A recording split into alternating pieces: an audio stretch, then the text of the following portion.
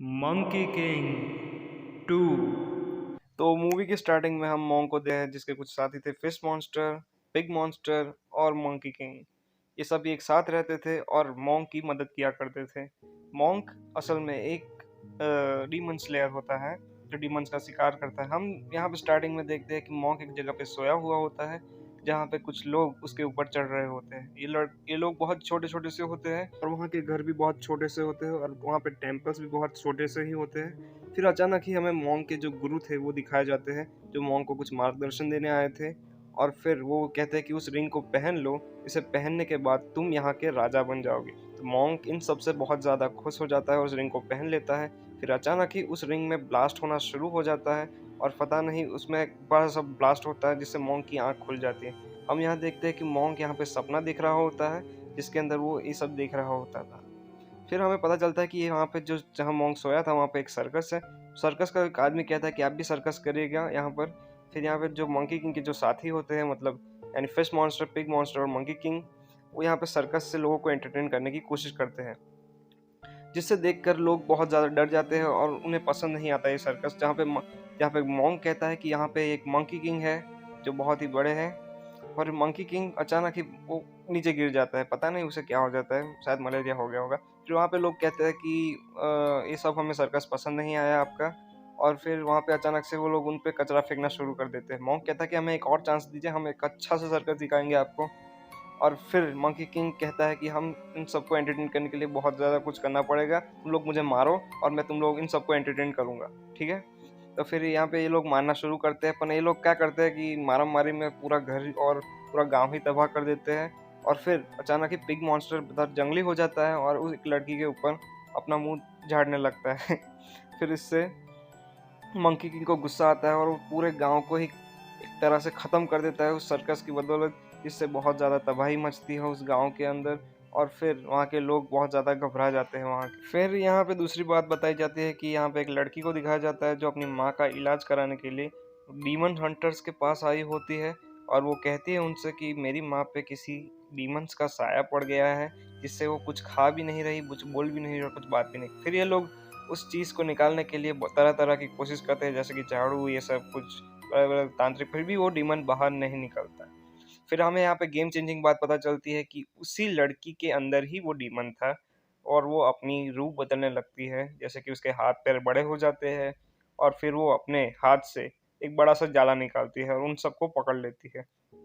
फिर यहाँ पे बहुत ज़्यादा जंग होती है और जहाँ पे ये जो डीमन थी उन सबको मार देती है। हमें दिखाया जाता है मंकी को जिसको कोई बहुत ज़ोर से पेल रहा होता है। फिर हमें पता चलता है कि ये और कोई नहीं बल्कि मोंग होते हैं। मोंग कहते हैं कि तुम्हारी वजह से मेरा बहुत ही नाम खराब होता है, तुम जहाँ जाते हो बस तबाही करते हो, जहाँ देखो तभी वहाँ पे शुरू हो जाते हो और मेरा कुछ भी कहना नहीं मानते। मोंक अपनी भड़ास बहुत जोर जोर से निकाल रहे होते हैं मंकी के ऊपर और मंकी को भी बहुत जोर जोर से दर्द हो रहा है। वो उसकी जीभ पकड़ लेते हैं और उसकी जीभ पर बहुत जोर जोर से मारने लगते हैं, जिससे मंकी को बहुत ज्यादा दर्द होता है। चलता है कि मंकी इतना ताकतवर होने के बावजूद भी वो मोंक से बहुत ज्यादा डरता है क्योंकि उसके पास बुद्धा की पंजा शक्ति है, जिससे उसे पिछली बार बुद्धा ने उसे दबा दिया था जमीन के अंदर। तब से मंकी की आंखें खुल जाती है। फिर वो सपना देख रहा होता है जहाँ पे मास्टर उसे सहला रहे होते हैं।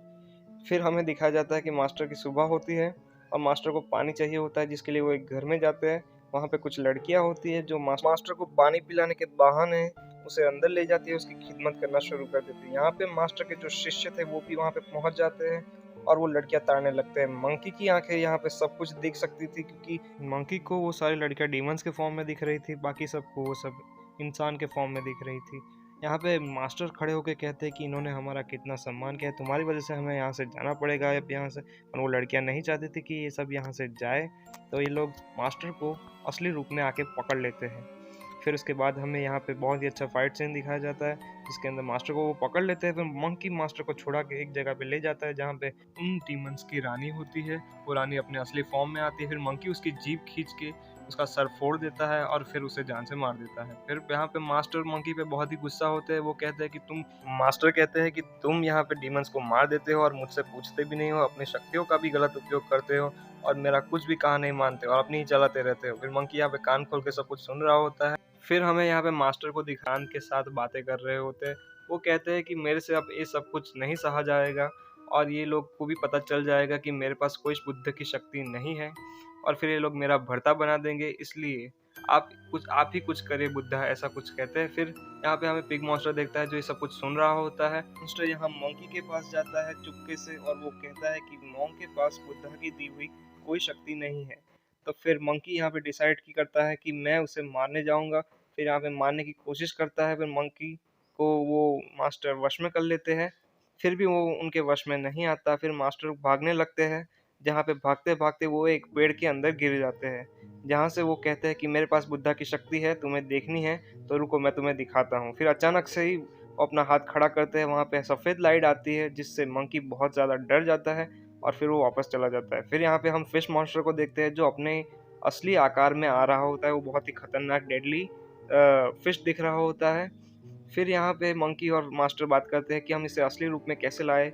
फिर ये लोग यहाँ पे इसी सब नोक-झोंक में एक राज्य में पहुँचते हैं जहाँ की रानी होती है, इनका बहुत ही सम्मान करते हैं। ये लोग यहाँ पे बहुत इनको अजीब-नजीब से देख रहे होते हैं क्योंकि ये सारे मॉन्स्टर होते हैं। रानी इन सब का बहुत ही सम्मान करती है। राजा थोड़ा-सा पागल लग रहा होता है यहाँ पर। राजा यहाँ मोंक से कहता है कि तुम हम करो और मुझे खुश करो। तो फिर मोंक को ना चाहते हुए भी उसे एंटरटेन करना पड़ता है, जिससे मंकी को गुस्सा आता है और मंकी वहाँ पे उधम करना शुरू कर देता है, जिससे राजा को बहुत ही गुस्सा आता है और वो मंकी को और मोंक को बाहर निकालना शुरू कर देता है। उस राज्य से बाहर निकालने को कहता है, जहाँ पे रानी मोंक के पास आती है और वो कहती है राजा को बहुत ही गुस्सा दिला दिया, अब यहाँ पे मत आना। फिर यहाँ पे मास्टर मंकी की गर्दन पकड़ लेते हैं। मंकी उससे कहता है कि अब कैसा लगा जब तुम सबके सामने मेरा अपमान करते हो। अब पता चला कि अपमान क्या होता है। इसके बाद मास्टर को अपना अपना पर बहुत ही ज़्यादा गुस्सा आने लगता है, उनका अभिमान टूटने लगता है। फिर वो अपने आप को ही मारने लगते हैं। ये सब कुछ देखकर मंकी को दया आ जाती है और फिर मंकी उनसे सॉरी बोलता है और सबको माफ़ करने को कहता है, फिर से दोस्त बनने को कहता है। फिर ये लोग वापस उसी महल के अंदर जाते हैं। फिर वो राजा को मनाने की कोशिश करते हैं। फिर हमें पता चलता है कि राजा यहाँ पे एक डीमन होता है, जहाँ पे राजा को कहता है कि तुम मुझे एक ज़ोर से खींच के थप्पड़ मारो। उसके बाद राजा भी उसे खींच के थप्पड़ मारता है और फिर मंकी भी उसे थप्पड़ मारता है, जिससे वो राजा अपने असली फॉर्म में आ जाता है। फिर हमें पता चलता है कि ये कोई और नहीं बल्कि एक फायर मॉन्स्टर है, जो यहाँ पे तबाही मचा रहा होता है। और यहाँ पे सब प्रजा बहुत ज़्यादा डरी हुई होती है कि हमारे राजा को ये क्या हो गया है। फिर अचानक ही यहाँ पे मंकी के बीच में और इस रोबोट के बीच में युद्ध शुरू हो जाता है। मंकी अपनी पूरी ताकत से उस रोबोट को हरा देता है और यहाँ पे फिश मॉन्स्टर उसे उसके अंदर जमा देता है और मंकी के पास फेंक देता है। एक असली राजा एक गुफा के अंदर दिखाए जाते हैं, जिन्हें किसी ने बंदी बना दिया था, और फिर वो उसे निकाल लेते हैं और उस रोबोट को एक छोटी सी गुड़िया बना के रानी को दे देता है मोंक। फिर हमें यहाँ पे राजा को दिखाया जाता है जो मोंक से कहता है कि मुझसे कुछ भी मांग लो, तुमने मेरी जान बचाई है, इसके बदले मैं तुम्हें कुछ भी देने के लिए तैयार हूँ। फिर यहाँ पे राजा 100 रानियों को मोंक को देने के लिए तैयार हो जाता है। फिर मोंक यहाँ पे कहता है कि मुझे ये 100 रानियां नहीं चाहिए, बल्कि आप इन सभी रानियों को यहाँ से बरी कर दीजिए और फिर इन्हें छूट दे दीजिए यहाँ से जाने के लिए। फिर यहाँ पे रानियां कहती है कि हमें छूट देने वाले तुम कौन होते हैं, हमें अच्छा लगता है इस महल में रहना। उन सब में एक लड़की भी होती है जो राजा को पसंद आती है। राजा उससे कहते हैं कि तुम यहाँ आओ और मेरे लिए एक अच्छा सा डांस करो। फिर वो लड़की सब पे राजी हो जाती है और फिर वो राजा के लिए डांस करना शुरू कर देती है। और मास्टर भी ये डांस देख रहे होते हैं। मास्टर को भी वो लड़की अच्छी लगने लगती है और यहाँ पे राजा उससे रानी बनाने के लिए तैयार हो जाते हैं और कहते हैं कि तुम मेरे साथ रहोगी अब से। फिर यहाँ पे मास्टर दुखी हो जाते हैं और कहते हैं कि मुझे ये लड़की चाहिए थी, ना कि 100 लड़कियाँ चाहिए थी। फिर उसके बाद मास्टर दुखी होके यहाँ से जाने लगते हैं। फिर वो एक जगह पे जाते हैं और मास्टर सोचने लगते हैं कि मैं उस लड़की को कल राजा के पास जाके मांग लूँगा। और फिर हमें कल दिखाया जाता है कि राजा के पास मास्टर जाते हैं उस लड़की के लिए कहते हैं। राजा कहता है कि मैं तुम्हें वो लड़की नहीं दे सकता। फिर यहाँ पे रानी राजा का मन बहला वो मना लेती है राजा को कि वो लड़की मोंक के साथ चली जाए। फिर यहाँ पे हमें मोंक के साथ वो लड़की जाती हुई दिखाई देती है।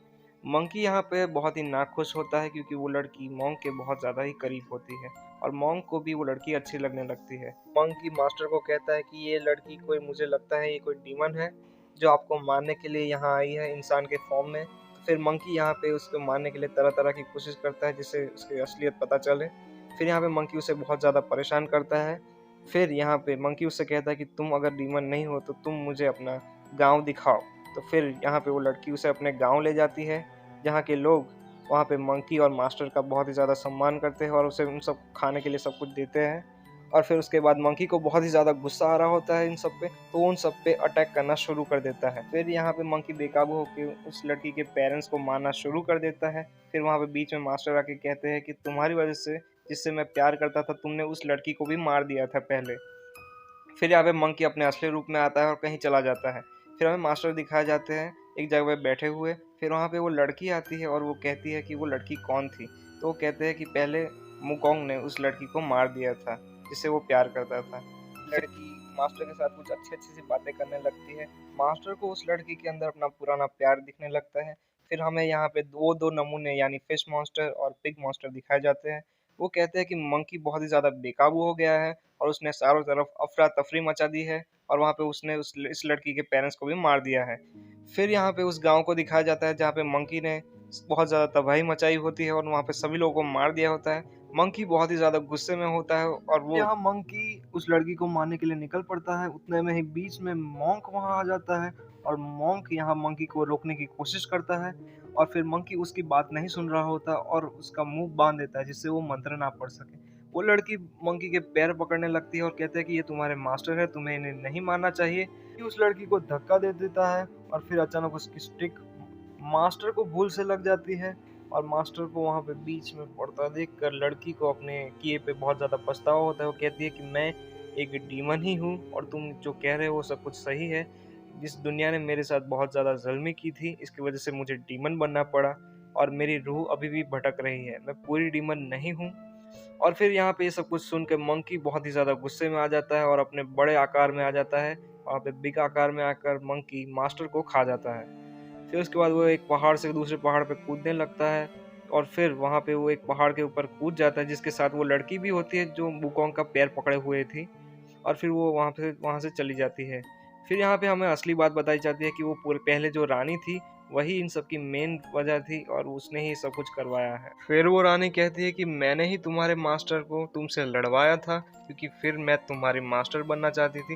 अब तुम मेरे मेरे गुलाम हो और ये बात जान लो। यहाँ पे मंकी मास्टर को अपने मुंह से थूक देता है जिससे फिर मास्टर बाहर निकलते हैं और मास्टर उस रानी से कहते हैं कि मेरा और वुकोंग का बहुत पहले से ही प्लान बन चुका था। वुकोंग ने मुझे बहुत पहले से ही तुम्हारे लिए आगाह कर दिया था और तुम्हारी असलियत तो हमें उस कैसल के अंदर ही पता चल गई थी।